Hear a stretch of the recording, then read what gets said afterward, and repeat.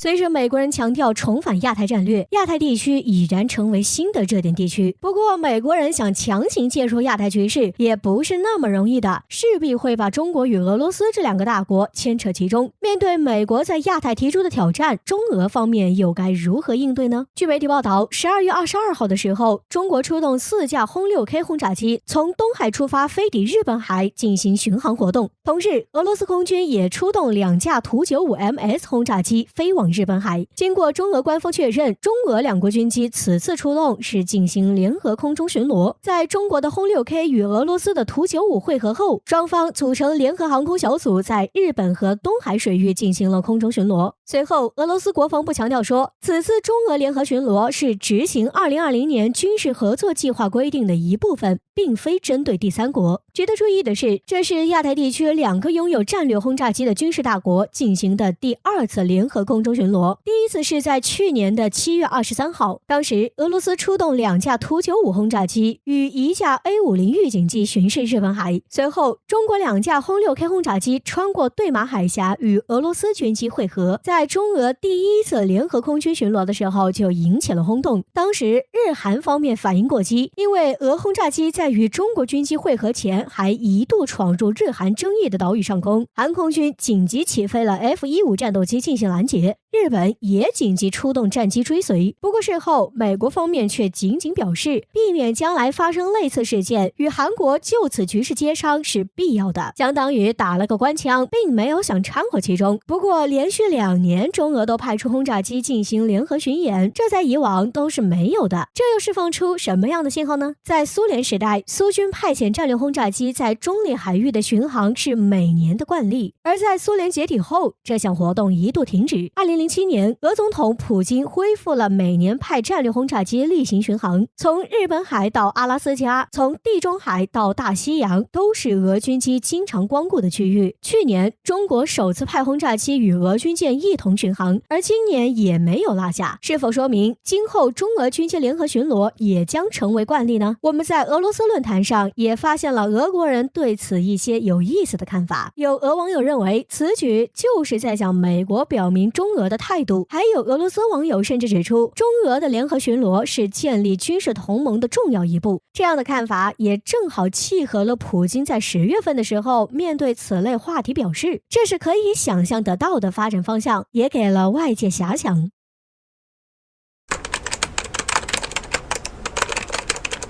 前不久，印度防长还对外放狠话称，印度已经今非昔比，非常乐意应对周边国家的行动。由此可见，印度方面已经做好了充足的准备。然而，就在印度感到自信满满的时候，一份被他们所截获的解放军情报让他们开始惊呼，大事不妙。这是怎么一回事呢？据媒体报道，印度军方通过所截获的情报和卫星图像，才猛然发现中印边界异动频繁。中国解放军正在3488公里的实控线沿线上进行一系列的基建活动。据了解，中国解放军正在全面铺平阿克塞钦的道路，并且还修好了一条通向中印边境要塞山口的新公路。这样一来，承载更大量级的重型装备军车将能够从该地经过。最为重要的是，中国解放军已经修建好了能够通往喀拉昆仑山山口的另一条道路，这条路能够让中国解放军通往战略要塞窦拉特别奥里地的路程缩短2个小时。不仅如此，在西京边境的附近，中国解放军好像正在阿鲁纳恰尔邦空军基地附近建设了2个地下设施。由于中国解放军此前也用过地下隧道来停放战斗机，因此印度方面怀疑中国解放军建造地下设施的根本目的就是防止他们战斗机型号以及数量的曝光。前不久，印度方面在边境地区重新部署了130万大军，他们的这一举动引起了不少人的担忧。这些人开始担心，会不会在发生冲突的时候会出现解放军增援不及时的问题。现在看来，解放军已经做好了准备，即使印度方面发动突袭，我军也可以随时应对突发情况。不仅如此，有消息称，中国还在靠近边境的某个城市中建造了一个储存石油的地下油库，打造新的物流枢纽中心。从长远的角度来看，这个新的枢纽中心将能够有效地为前线士兵提供后勤物资。所以说，网友担心的问题并不会发生。虽然说印度集结了130万大军，但是他们的后勤保障基本上都没有得到保障，很多印度士兵连过冬的防寒服都没有。这样的话，这些印度士兵在无法忍受当地环境的时候，士气将自然而然的下降，甚至会萌生出退兵的想法。反观我军则不一样，我军在进行日常训练或修建完成相应的基础设施之后，依然能够住上温暖的营房，食物补给应有尽有。这样一来，我军将会一直保持高亢的士气。如果发生冲突的话，他们将会以最好的状态来应对。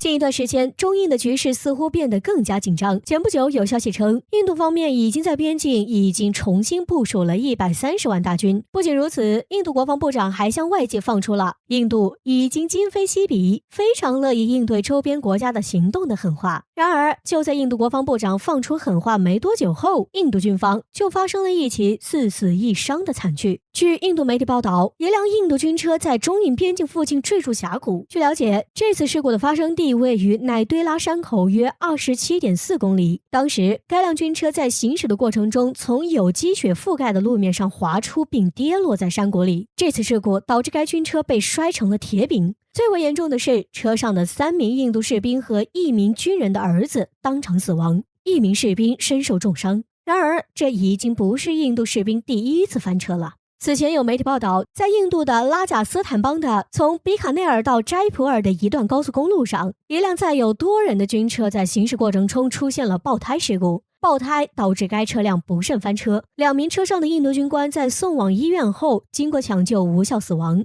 另外2名身受重伤。另外，印度的军方战车正在装载货物的时候，突然被一辆民用卡车撞到车身。这次撞击导致军用战车不慎发生侧翻。然而，令人没想到的是，1名印军上尉刚好站在战车的侧面，还没等到他回过神来，就已经被自己的战车给当场砸死。那么，印度士兵的作战实力为什么会这么弱呢？据分析，首先，因为印度士兵在政治思想上有些落后，因为大部分印度士兵，不管是从底层还是到高层，基本上都是以当兵挣工资为目的，如果遭遇到困难的时候，将会非常容易崩溃。其次，因为印度军队先进装备基本上都是靠进口，通过公开的数据表明，印度军队中的国产装备占比非常低下，不足40%，先进装备基本上都是外购的武器。由于这些国家在出口装备的时候都会进行一些改动，所以说印度购买的装备并不会特别优良。不仅如此，印度军队经济的拮据以及印度军工业的低下，都是导致印度军队战斗力弱的重要原因。